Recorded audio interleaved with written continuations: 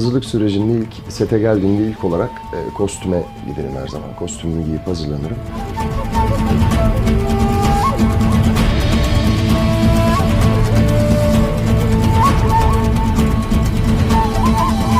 Kostümden çıktıktan sonra ilk olarak saça gidiyorum.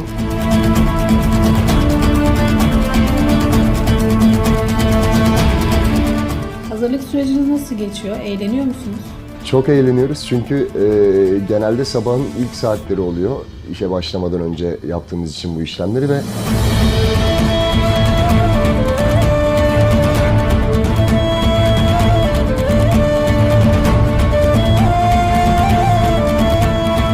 bütün oyuncu arkadaşlarımız, set arkasındaki makyöz ve kuaför arkadaşlarımızla çok iyi anlaştığımız için zaten güne çok enerjik başlamamızı sağlıyor bu aramızdaki bağ.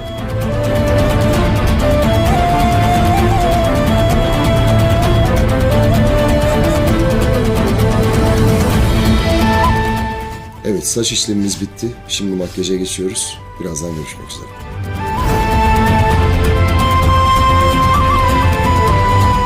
Çekilen sahneye göre hazırlık sürecinizin de süresi değişiyor mu?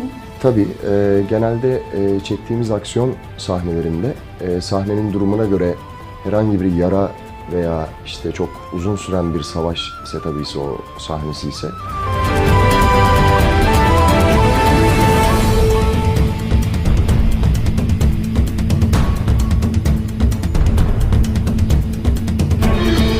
duruma göre kirletmemiz artabiliyor. Yani vücut ve el kirletmesi, kostüm kirletmesi de aynı şekilde.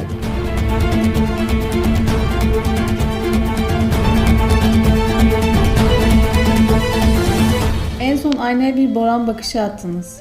Hazırlık süreciniz bitip ayna karşısına geçtiğinizde nasıl hissediyorsunuz? Yiğit'ten Boran'a geçmemde büyük pay sahibi oluyor tabii. Bütün hazırlıklarımı bittikten sonra aynada kendimle baş başa kalmak. Dediğim gibi zaten süreç de bunu çok destekleyici bir şey.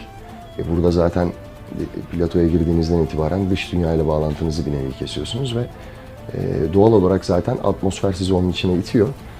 Bir de tabii 4. yılımız, 4 yıldır aynı karakteri aynı heyecanla oynamak da tabii ki çok başka bir durum.